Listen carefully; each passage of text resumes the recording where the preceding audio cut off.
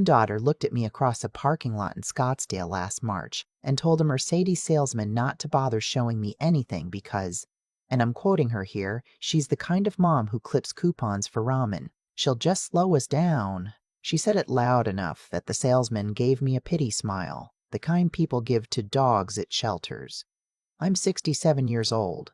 I've lived in Arizona since 1989. And what my daughter didn't know, what she had never bothered to find out in 34 years of being my child, was that I owned the dealership next door, and the one across town, and the auction lot where her husband bought his barely driven Audi the year before. 17 locations across 3 states, roughly $140 million in assets, give or take what the market did on a Tuesday. She gave me until the end of summer to transition into something more appropriate for my situation. Her words. I didn't argue. I didn't cry in the car afterward, though I'll admit my hand shook a little when I started the engine. I drove home, sat at my kitchen table, and made 2 phone calls and sent 1 email. That was all it took. My name is Wren Halsey. I live in a 4-bedroom adobe house in the Arcadia neighborhood. The same one I bought in cash in 1997 when my husband Cal was still alive, and we were trying to decide whether we wanted to raise our daughter rich or raise her right. We made a choice. I'm not sure anymore if it was the right one. If you saw me in a Fry's parking lot, you'd think I was somebody's grandmother who needed help loading groceries. I drive a 2003 GMC Sierra that's seen me through 2 transmissions and a hailstorm in 2010. The paint is sun-bleached down to primer on the hood. I wear Wrangler jeans. I buy 3 at a time at the Boot Barn on Indian School Road. My sneakers are New Balance, the dad shoe kind, and I get them resold at a little place by the Vietnamese pho restaurant. I drink the gas station coffee from Quick Trip because I genuinely like it better than the $8 pour-overs my son-in-law makes a whole performance of. My daughter is named Sutton. She's 34. She works in commercial leasing, makes about $220 a year, and married a man named Patrick Boone who does something in venture capital that he can never quite explain at parties without using the word ecosystem 4 times. They have a townhouse in Old Town Scottsdale they paid $850 for, and a baby on the way, and a very strong opinion about the fact that I still use a flip phone and don't own a single piece of furniture from West Elm. The flip phone, by the way, runs encrypted communication software that the Department of Defense uses for civilian contractors. I had it custom built when I sold my second company. But Sutton doesn't know that. Sutton thinks I'm scared of technology. The first sign that something was wrong came at Easter. Not Christmas. Christmas had been fine, or as fine as anything is in our family since Cal died. We'd had ham and scalloped potatoes, and Patrick's mother, Eileen Boone, had made 1 comment about my darling vintage tablecloth that was actually just a tablecloth I'd had since 1994. But I let it slide. People who summer in Sedona say things like that. It's a tick. You learn to ignore it the same way you ignore a cousin who chews with their mouth open. But Easter is when it started. We were eating at my house. Sutton had brought a quinoa salad. Nobody touched. Patrick was wearing a polo shirt with a tiny embroidered flamingo on it that he told me, unprompted, cost $240. His parents were there, Eileen and a man named Roger Boone, who owns a chain of urgent care clinics in the Phoenix metro area and never lets you forget it for more than 9 minutes at a time. I had made a lick of lamb. I'm not bragging when I tell you I'm a good cook. I just am. Cal taught me, actually. His mother was Greek. Sutton waited until I sat down to bring it up. That should have been my first clue. She'd been waiting. Mom, she said, in that voice she uses when she's about to tell me something she's already decided. Patrick and I have been talking, and we want to start having the family planning conversation, the big one. I thought she meant the baby. She didn't.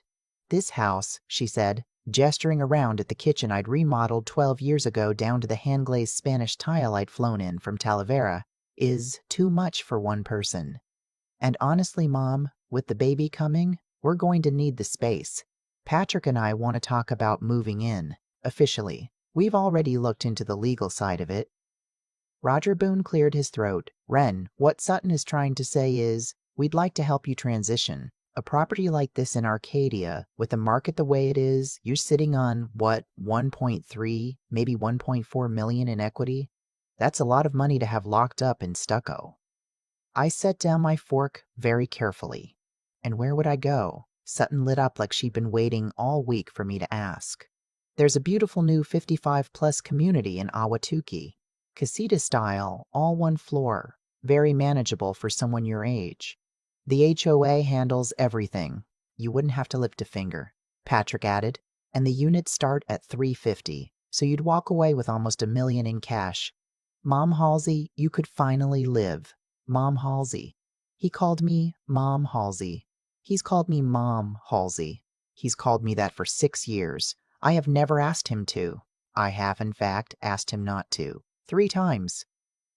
Eileen Boone reached over and patted my wrist like I was a nervous Labrador. Wren, dear, I think what the children are getting at is, you've worked so hard your whole life. It's time to let someone else carry it for a while. My whole life. She thinks I worked at the Walgreens on Camelback because she saw me there once in 2018 buying birthday cards. I'd been there with my granddaughter, my friend Verley's granddaughter actually, but Eileen had seen me in the photo aisle and made a whole assumption. And over the years, that assumption had calcified into family lore. Sutton had never corrected it because Sutton herself didn't fully know what I did for a living. She knew I did something with cars. That was the extent of it. She had stopped asking when she was about 16, and Cal and I had stopped offering, and that was the bed we'd all made. I told them I'd think about it. Then Sutton said the thing that made me decide. Mom, don't take too long, okay? Patrick's bonus is coming through in July, and we need to know if we should be looking at other houses or planning around this one. My house. Where I'd raised her. Where her father had died on the back patio at 51 years old from a heart attack we never saw coming. Where his ashes were still in a clay jar on the mantel, because I had never been able to bring myself to scatter them. I smiled and said I understood and asked if anyone wanted more lamb. After they left, I poured myself a finger of Cal's old bourbon and sat in his armchair and tried to remember exactly when my daughter had become this. I couldn't pinpoint it. It hadn't happened all at once. It had happened in small accommodations. The Christmas she'd been embarrassed by the wrapping paper I used. The wedding registry that had a $600 saucepan on it, and she'd been visibly relieved when someone bought it for her, not knowing that someone was me. The way she'd started calling Cal's memorial garden the backyard thing. Cal and I had made a decision in 1991 when Sutton was a baby. I was just starting the company then, my first one, a small auto glass replacement chain I'd bought out of bankruptcy from a man named Hollis Drubb for $12,000 and a handshake. By 95, I'd grown it into something. By 99, I'd sold it. By 2003, I'd built the next one, which became the next one, which became the parent company that owned everything now. Cal had been a high school art teacher and had stayed one until he died. He'd never wanted anything different. He'd liked his life the size it was. We'd decided together that Sutton wouldn't know. Not because we were ashamed, but because we'd both grown up in households where money had been a kind of grenade you handed each other across the dinner table. Cal's father had used it as a leash. My mother had used it as a punishment. We didn't want any of that in our daughter's life. We wanted her to be the kind of person who valued people. We wanted her to choose her friends and her husband and her career without the gravity of our money pulling her in any one direction. I'd thought it worked. For a long time I'd thought it worked. She'd majored in real estate, not because we pushed her, but because she wanted to. She'd married a man who, on paper, seemed devoted to her. She built her own career, but somewhere along the way, the lesson we'd been trying to teach her, that worth wasn't measured in money, had inverted itself in her head.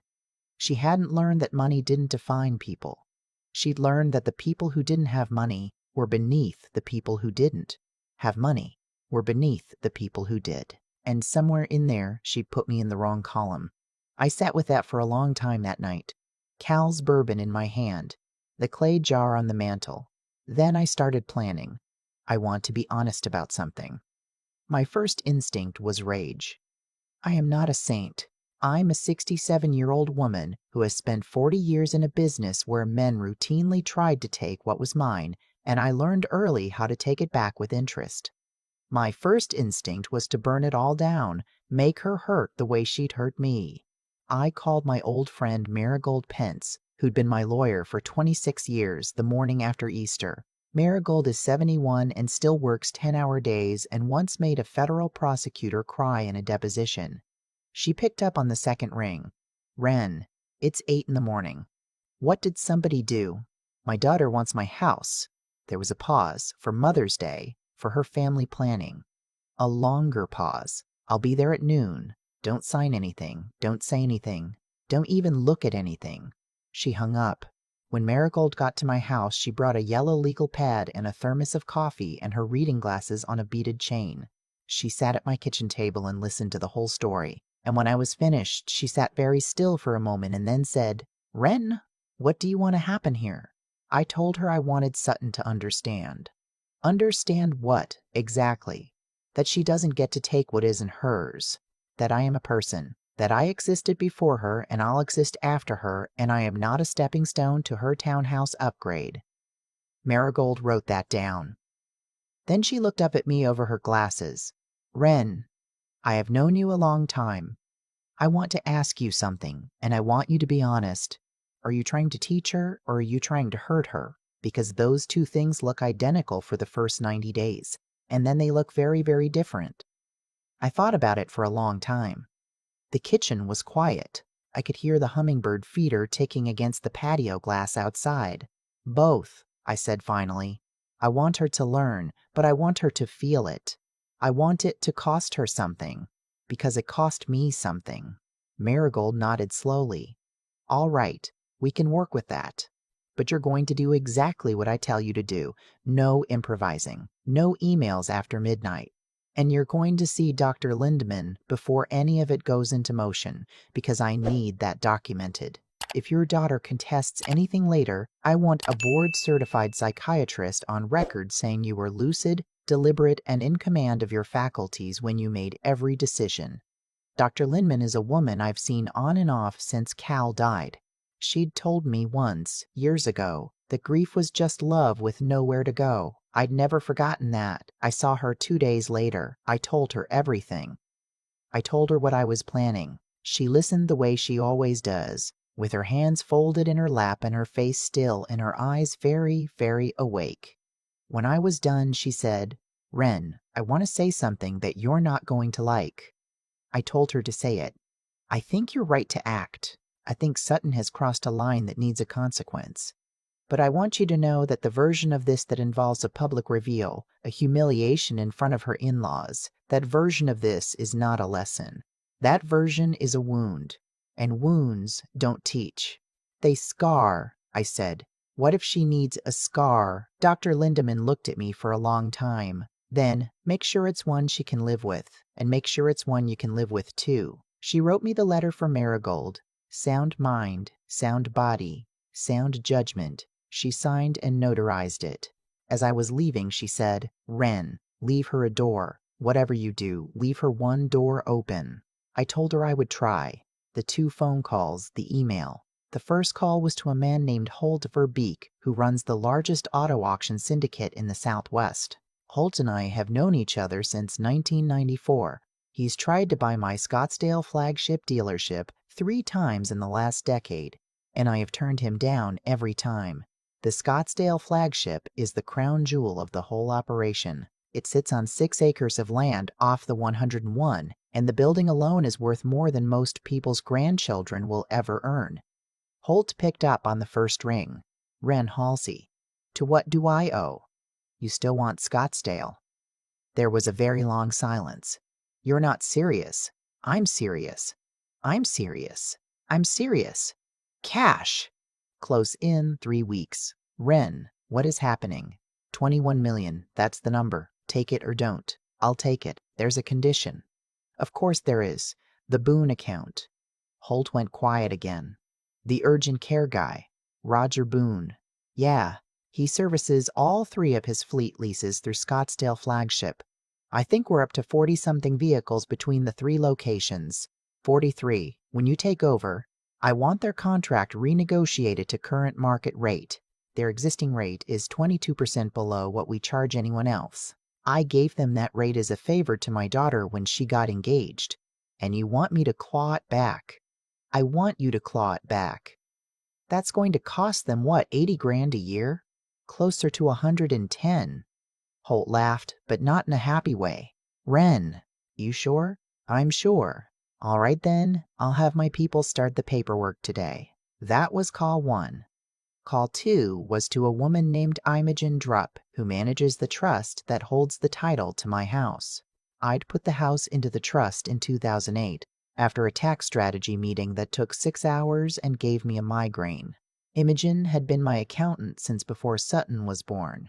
I told her I wanted to update the trust documents. I wanted Sutton removed as a contingent beneficiary on the Arcadia property. I wanted the property held permanently in a new trust whose beneficiary would be a foundation I was setting up. I'd come up with the foundation later. For now, just take Sutton's name off. Wren, Imogen said carefully. She's your only child. I know. This is permanent. I know. All right. That was call 2. The email was to my CFO, a man named Bram Yu, who has worked with me for 19 years, and who is the trust I have given exactly 4 people on Earth. I told him what I needed. I told him to keep it quiet. I told him to start the paperwork on the Scottsdale sale and to handle the press release. I didn't make a third call. There was no third call. I want to be honest about that. The 2 calls and an email version isn't as clean a story as 3 phone calls would have been. But it's what happened. 5 days later, I got a text from Sutton. She wanted to bring Patrick and his parents over for what she called a small family announcement. The announcement, I knew before she said it, was that they were moving into my house. They were going to tell me in front of his parents so that I couldn't say no without looking ungrateful. It was a classic Sutton play. She'd done it the year she'd told me she was getting married, with the date already set and the venue already booked. She'd done it when she'd told me she was changing her last name to Halsey Boone, which she'd announced at a brunch with 11 people present. I told her yes. Saturday at 6, I made pot roast. I made it the way Cal's mother used to. I made his roasted carrots with the dill and the lemon zest. I made a chocolate sheet cake from a box because I wanted to. I wore my Wrangler jeans and a denim shirt and my New Balance shoes. I put my hair in a low ponytail. I did not put on makeup. They arrived in 2 cars. Sutton and Patrick in his Audi. Roger and Eileen in their Lexus. They came in with that energy people bring when they think they've already won, when the conversation is just a formality. We sat down. We ate. I let them talk. Patrick told a story about a wine tasting. Roger told a story about a doctor he'd hired who was, quote, ethnic but very articulate. I refilled their waters. Then Sutton tapped her fork against her glass like we were at a wedding. So, she said, looking around the table with the smile of a woman who has rehearsed, Patrick and I have some news. As you all know, we've been thinking about the baby, and the next chapter, and what makes sense for our family. She reached over and took Patrick's hand. Mom, with your blessing, we'd like to move into the Arcadia house this fall, and we'd like to start formal proceedings on the property transfer. Eileen put her hand to her chest like she was witnessing a sunset. I set down my fork. I looked at my daughter. I let the silence sit for a long enough beat that I saw the smile start to flicker on her face. Then I said, Sutton, can I ask you something? Do you know what I do for a living? She blinked. What? For a living? Do you know what I do? For a living? Do you know what I do? You worked at Walgreens. Or, you used to. I think you're retired now, right? I've never worked at Walgreens. The table went quiet. Patrick's fork stopped halfway to his mouth. Sutton, I said, I own a company called Halsey Automotive Group. We operate 17 dealerships across Arizona, New Mexico, and Nevada. I founded it in 2003 after I sold my previous company. As of last Tuesday, the company is valued at approximately $141 million. I'm the founder, the majority shareholder, and the chair of the board. Patrick made a small noise. I think it was an attempt at a laugh that didn't quite get out. Roger Boone said, I'm sorry, what? I looked at him. Roger, your urgent care chain has fleet vehicle contracts with one of my dealerships, Scottsdale Flagship, 43 vehicles total. You've been getting them at a discounted rate because Sutton and Patrick got engaged, and at the time I thought, well, what's the harm? As of 3 days ago, I sold Scottsdale Flagship to Holtver Beeks Group. The new ownership is renegotiating your contract to market rate. You should be getting a letter in the mail by Tuesday. Roger had gone the color of old paper. Sutton was staring at me with her mouth slightly open. Mom, she said, what are you? I'm not done. I pulled out my flip phone and I flipped it open the way I had 1,000 times in front of her, the way I had let her roll her eyes about 100 times, and I opened the dashboard app I had on it. I turned the screen so she could see it. This is real-time revenue across all 17 locations. As of 3 minutes ago, today's number is $314,000. Yesterday was 401. Last week, we did 2.3 million. This is what I do. This is what I have been doing for the entire time you have been alive, Patrick said very quietly. Oh my God. I closed the phone. Sutton, the house you came here to take from me is held in a trust. 3 days ago, I removed you as a contingent beneficiary. The house will not be passing to you when I die. It will be passing to a foundation I'm setting up to provide scholarships to first-generation college students from rural Arizona.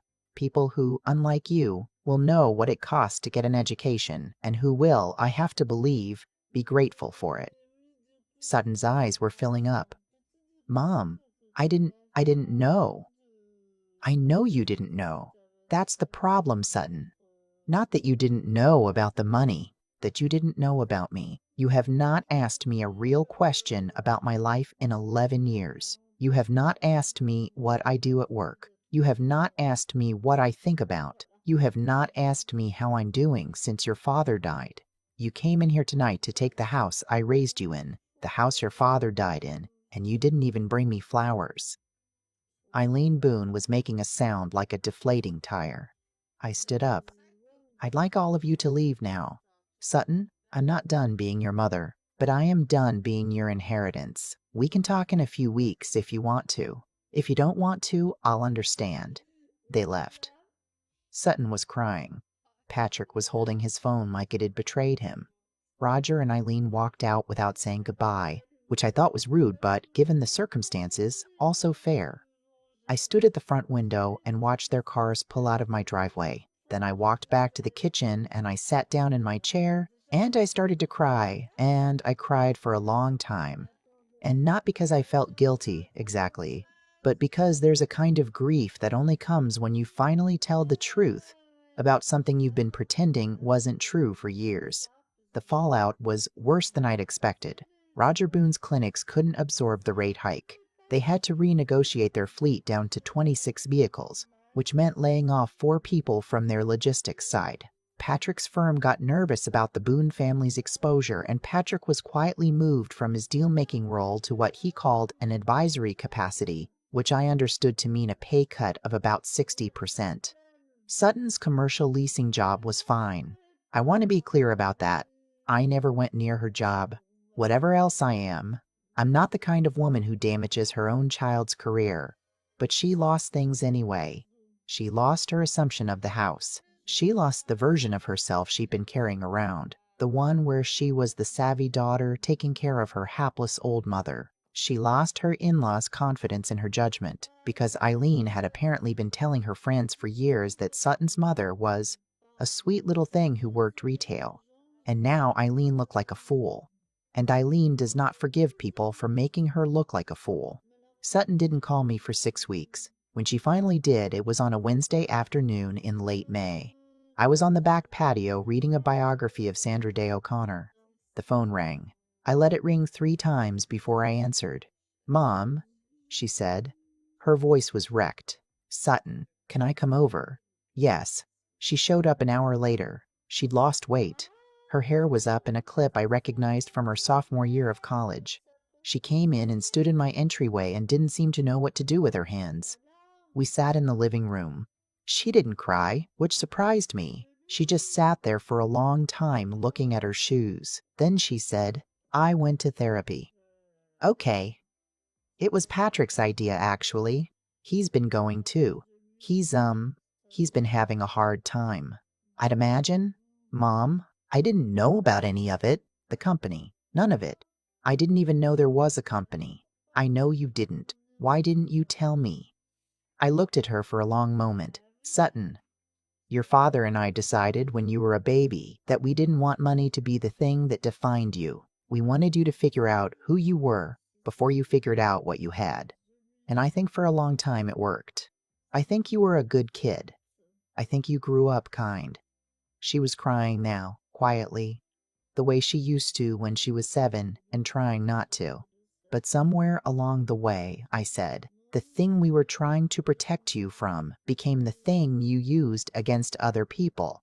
You started looking at the world the way you thought rich people were supposed to. And I think it was because we never told you the truth, so you had no model for how to be wealthy without being cruel.